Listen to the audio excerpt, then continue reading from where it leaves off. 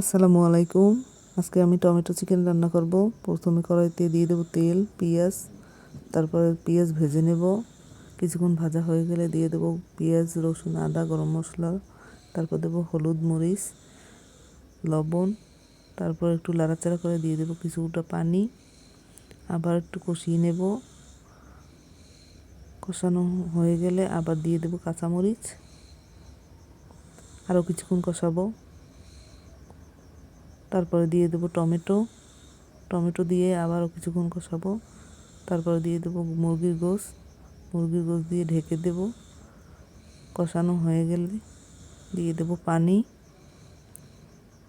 তারপর কিছুক্ষণ জাল করে নেব। জাল হয়ে গেলে দিয়ে দেবো ভাজা জিরের গুঁড়ো। এই তো হয়ে গেল আমার চিকেন রান্না।